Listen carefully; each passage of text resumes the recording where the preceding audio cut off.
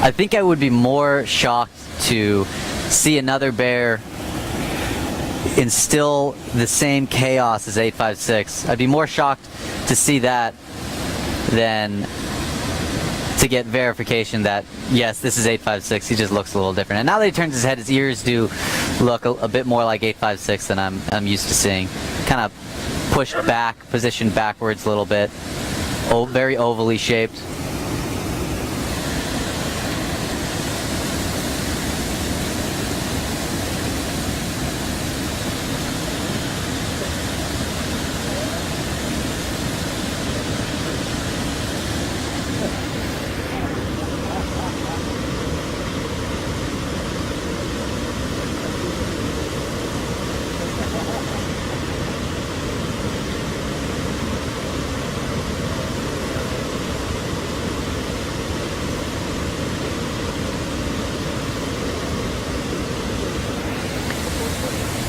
Another thing about the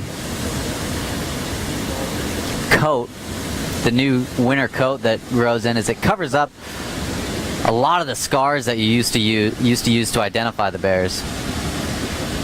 We've also no longer got any kind of shed pattern in the summer when they're shedding out their summer coat and growing in that winter coat. You can sometimes see some interesting shed patterns that can help you identify each bear.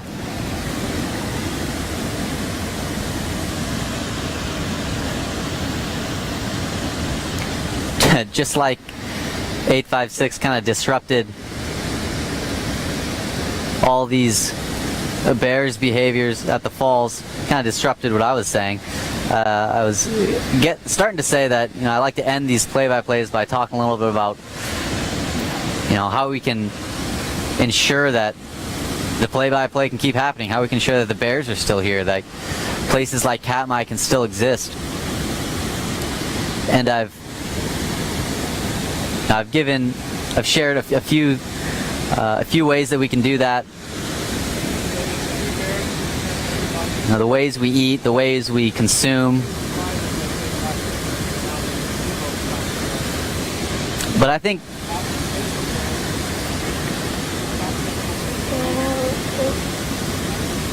to a large extent, I'm kind of speaking to the choir here. Most of you, if you're watching this play-by-play, you probably care about bears. You probably care about the environment. And so it reminds me that, one of the keys to making this all work is, we've got to spread the word. We've got to tell our friends about why things are important. Of course, it's never good to lecture people. Nobody wants to be lectured, but, there's a thin line to walk in sharing with people how to be a steward of places like Katmai or other special places to you.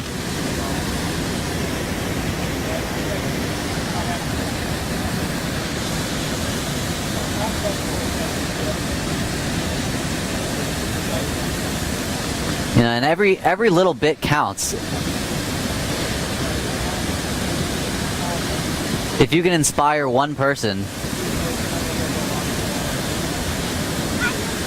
to, drive less or buy local or eat more vegetables or volunteer in a park, that can have a ripple effect among their group of friends as well.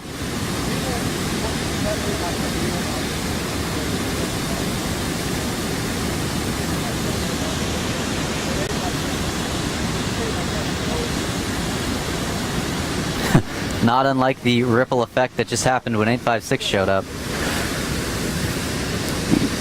But the more I look at this bear,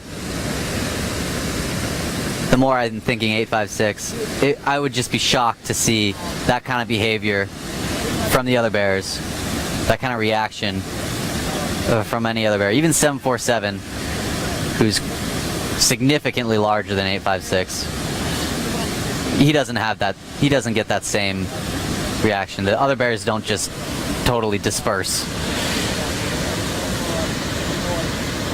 They'll certainly give 747 some space.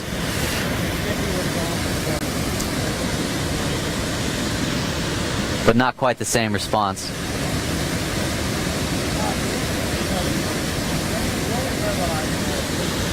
We also don't typically see 856 at this time of year at the falls. We don't really see any bears at the falls this time of year, generally. Like I mentioned before, that really long-lasting sockeye salmon run and a really large silver salmon run.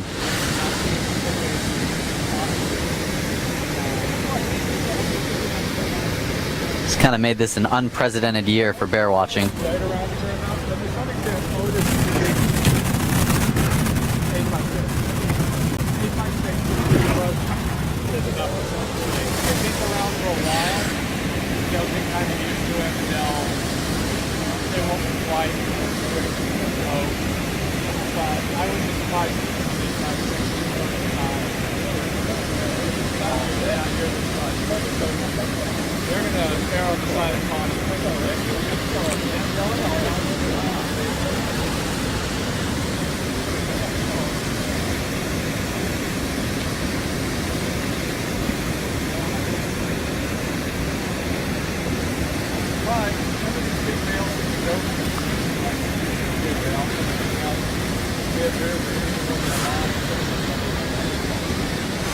So with all the excitement, all the really awesome bear viewing we've seen tonight, I'm just going to keep on rolling for a little while longer.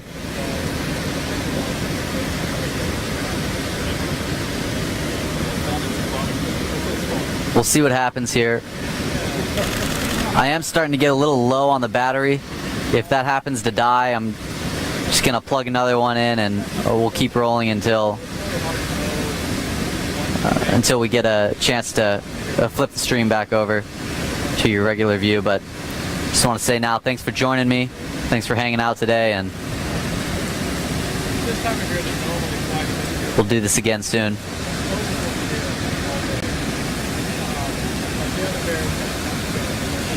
But just to recap, here in front of us we've got 151 on the right, 856 in the middle, and 480 Otis to the left there, and really all very unique individual bears. The bears are all individuals, but these three kind of represent, to me, some very different types of bears. The 151, very playful, very tolerant of other bears. 856, extremely aggressive.